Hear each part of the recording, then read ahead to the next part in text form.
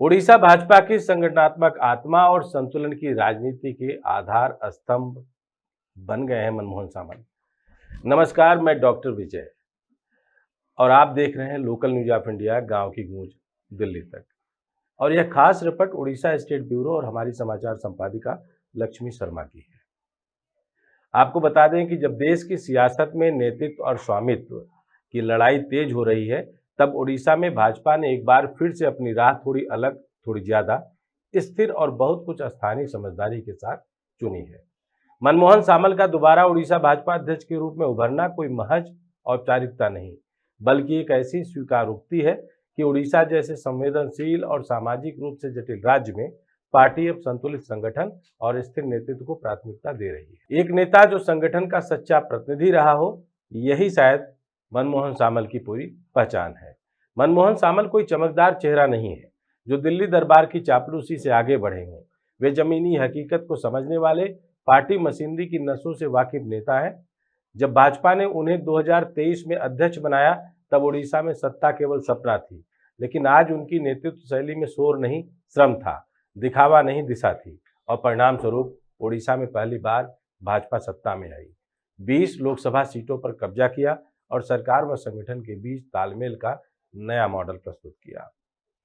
दरअसल यह पूरी की पूरी राजनीति संतुलन बनाम सत्ता की थी।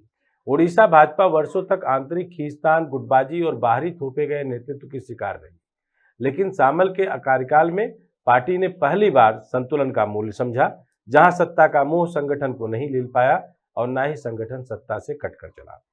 मुख्यमंत्री मोहन मांझी और अध्यक्ष सामल के बीच बनी कार्यकारी समझदारी ने यह भरोसा जगाया कि भाजपा सिर्फ पार्टी विद डिफरेंस नहीं, अब leadership with description and discipline बन रही है।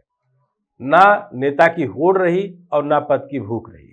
सामल की कार्यशैली का सबसे बड़ा गुण यही रहा कि वे ना तो चेहरा बनकर छाए, ना ही केंद्र से टकराकर उभरे।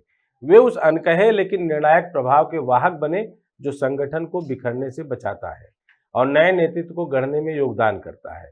ना कोई महत्वाकांक्षा का प्रदर्शन, ना ही दिल्ली को चुनौती। यह संयम और रणनीति की जुगलबंदी ही सामल को अलग बनाती है और शायद उनका ओबीसी पहचान का अपना एक अलग तरीके का ढांचा और सामाजिक विस्तार की समझ इसको और मजबूत करता है। दरअसल 50% से अधिक ओबीसी आबादी वाले उड़ीसा में सामल खुद एक प्रभावशाली ओबीसी चेहरा है, लेकिन उन्होंने अपनी पहचान को कभी वोट बैंक के सौदे में तब्दील नहीं किया, बल्कि इसे संगठन के सामाजिक विस्तार की नींव बनाया। उनके नेतृत्व में भाजपा ने न केवल गांव और पिछड़े वर्गों में पैठ बनाई, बल्कि उड़ीसा की धार्मिक सांस्कृतिक चेतना के साथ भी जुड़ाव साधा। मोदी और शाह की साफ नीति है, नायक वही जो संगठन में रहकर सत्ता बनाए, और मनमोहन सामल इस पर पूरी तरीके से फिट बैठते हैं।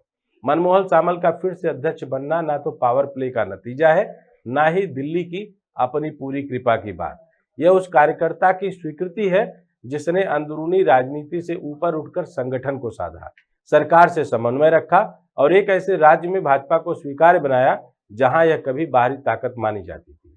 यह न सिर्फ एक इनाम है, बल्कि उड़ीसा भाजपा की भविष्य की रणनीति की पुनर्पुष्टि भी, कि अब पार्टी चेहरों को नहीं, चरित्र की राजनीति पर चलेगी। कुल मिलाकर मनमोहन सामल के नेतृत्व में भारतीय जनता पार्टी का कार्यकर्ता ओडिशा में हो सकता है कि डबल इंजन की सरकार को और मजबूत बनाए। अब देखना यह है कि आने वाले समय में मनमोहन सामल की अपनी यह पूरी की पूरी अध्यक्ष वाली शैली की राजनीतिक और रणनीतिक यात्रा में कितने लोग अंदरूनी बाधा बन के उभरने का प्रयास करते हैं और मनमोहन सामल उनसे कैसे निपटेंगे, यह भी एक बड़ी चुनौती का और देखने वाला विषय होगा। जय हिंद, जय भारत।